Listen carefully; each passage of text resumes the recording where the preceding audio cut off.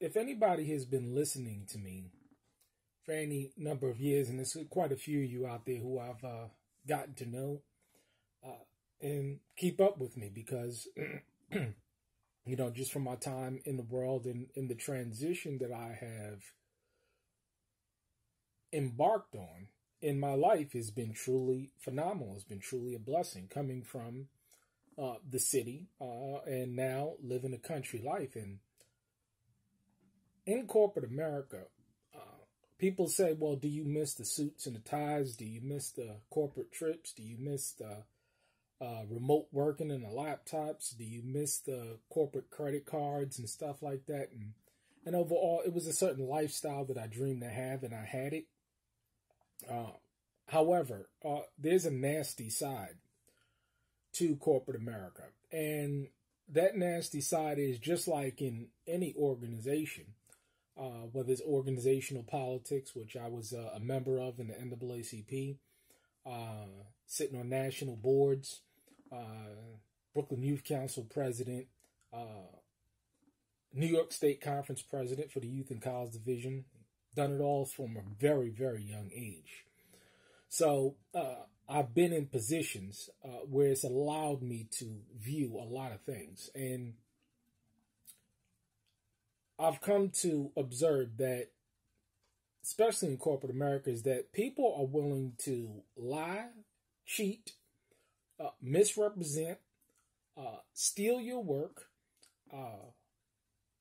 kiss ass, do anything that they can to rise to the top. And me personally, I've never been the type that wants to do that. If I'm going to rise, I'm going to rise on my own merits. I'm not going to beat or exploit somebody else in order to get ahead. There's just something that never sat well with me.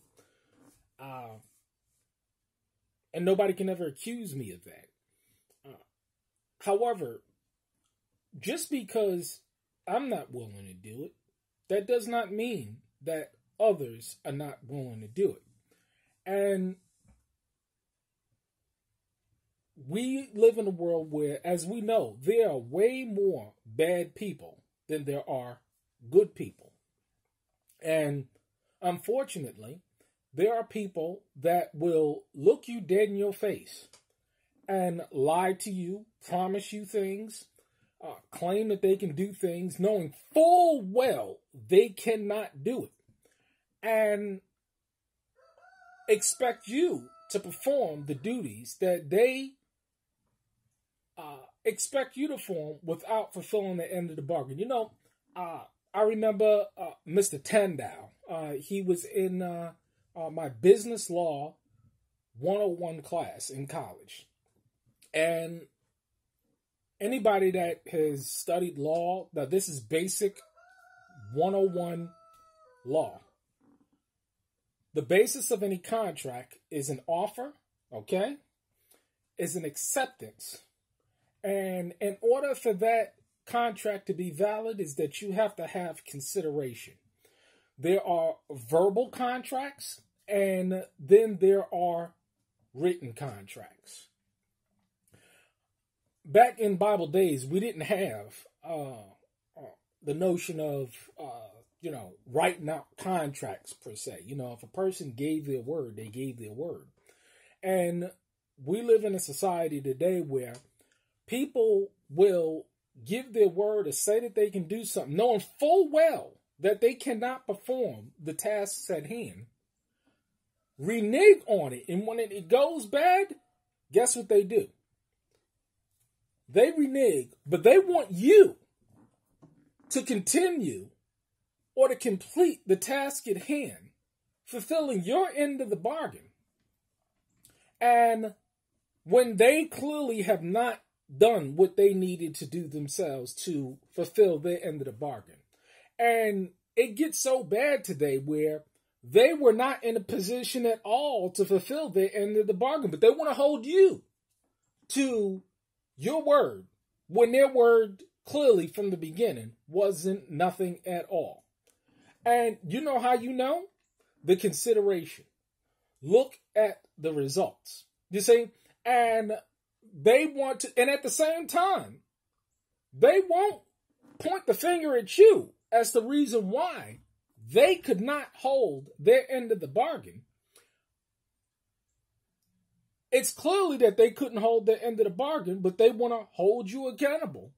Even though they're not going to point the finger. They're not going to say, you were wrong, you this, you that, this, that, and the third, because they know in their heart. You see, this is a thing where they know in their heart that they've done wrong. But are they going to acknowledge that they're going to do wrong? No. See, we live in a world today where people don't want to do the work themselves.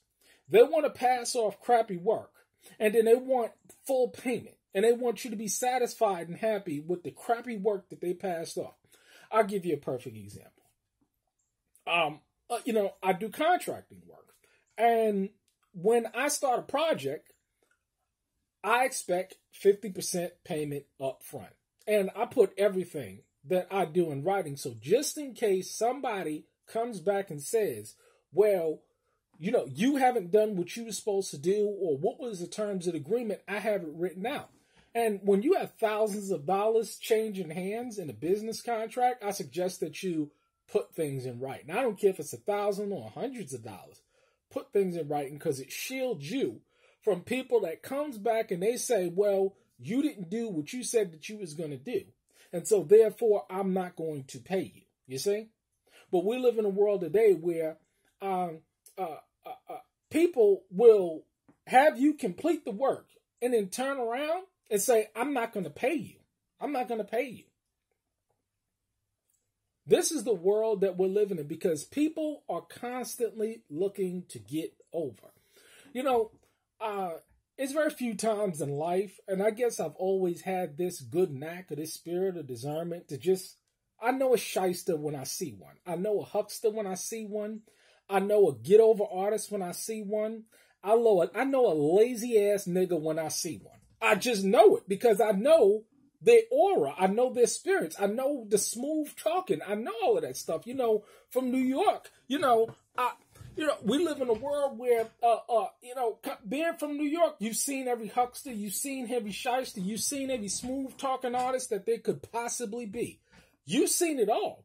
And so when you run into people today, and then that's not even including just the life experience and the natural,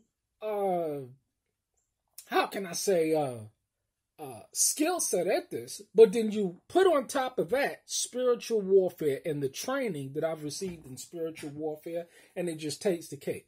You can see these people from 10,000 miles away. I fought myself in the past for not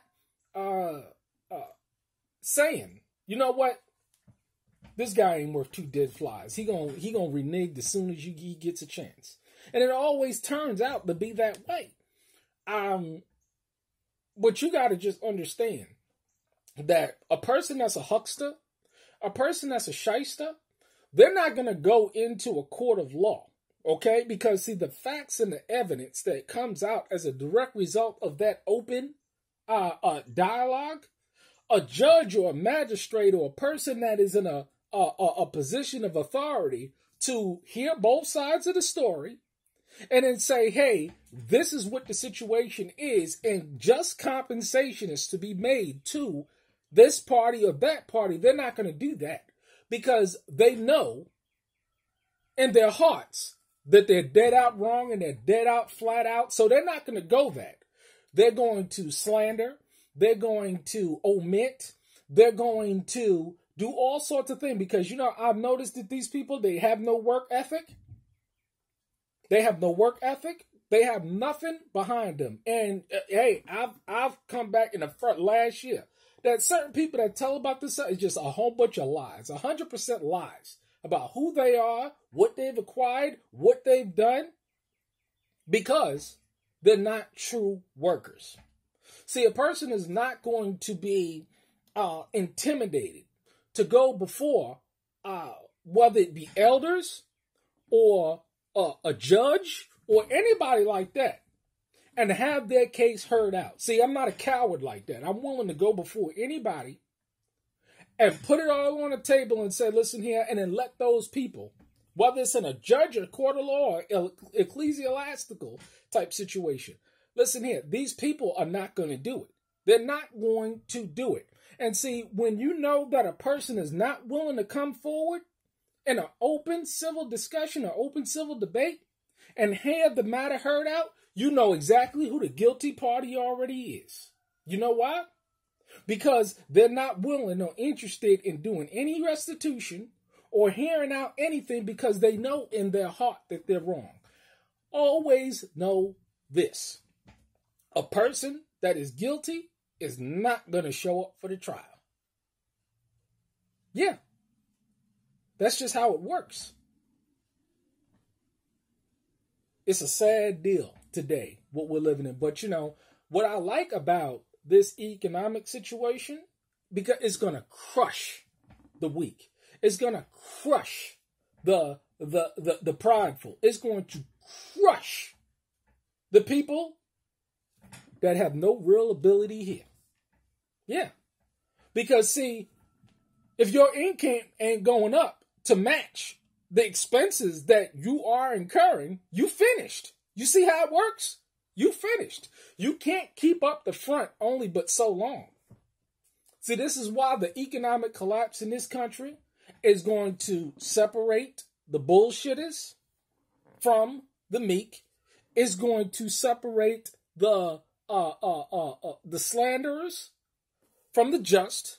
It's going to prove who's capable men from men that are not capable at all. And you got a lot of men that are not capable at anything, fronting like they're capable, and they're not capable at nothing at all. It's a damn shame. We have an epidemic of the blind leading the blind.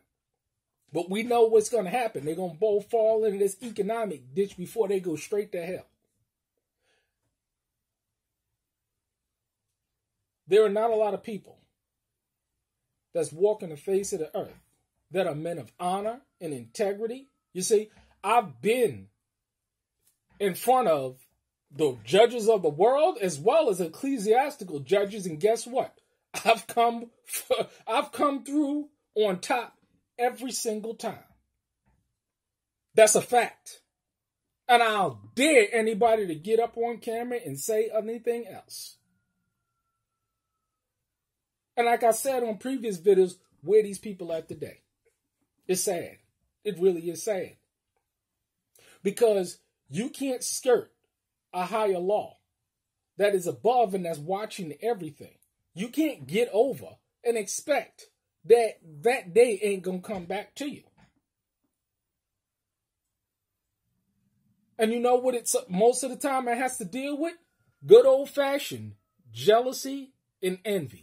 I've seen it throughout my career in corporate America, and I see it now. It's just good old-fashioned jealousy and envy. Because, see, a person that is a man of ability, they're not going to be envious of a man that is a man of ability.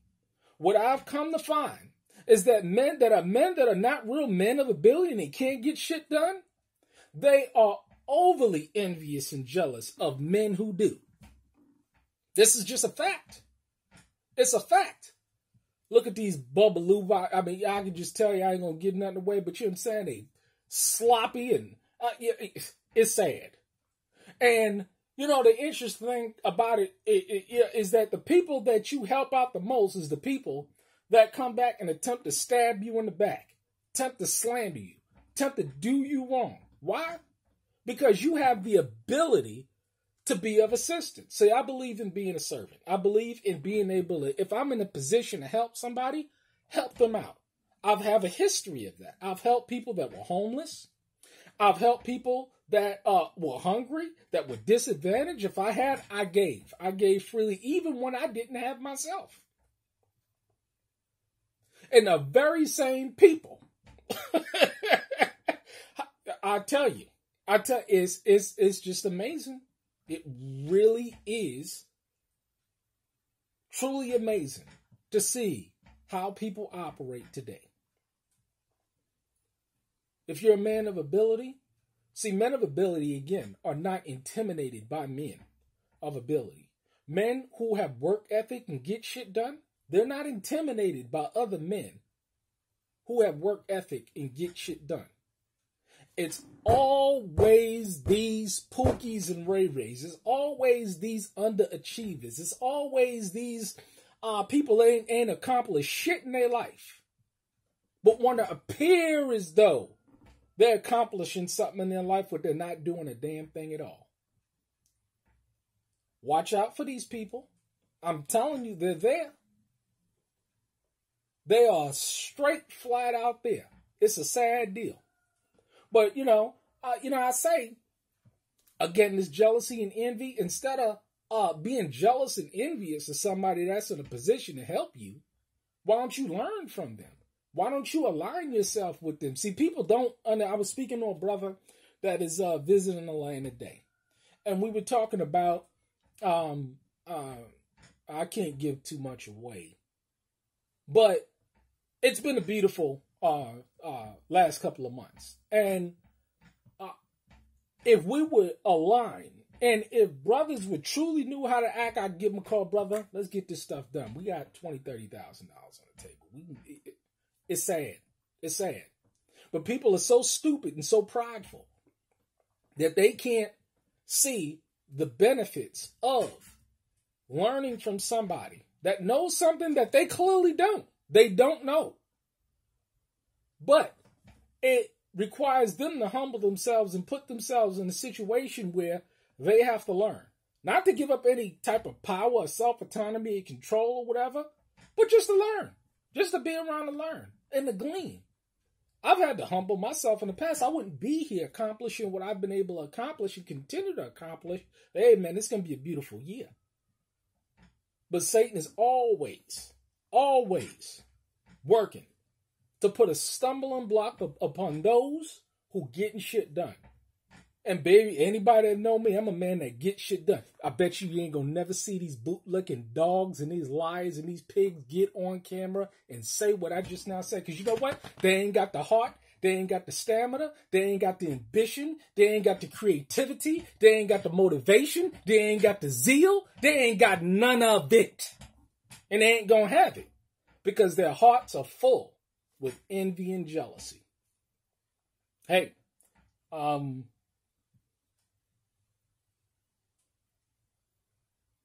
watch out for folks. But for those who are men and women of their word, be a man and woman of your word. Do what you say that you're going to do. Because see, in a contract where there's an offer and acceptance, and then you got consideration, it's a beautiful thing. Because everybody gets what they want. But you got people today as well. Hey, they don't know how to negotiate, and they want to renegotiate terms. It's a damn shame. But hey, I'm going to go out here and get this stuff done. You have a blessed day.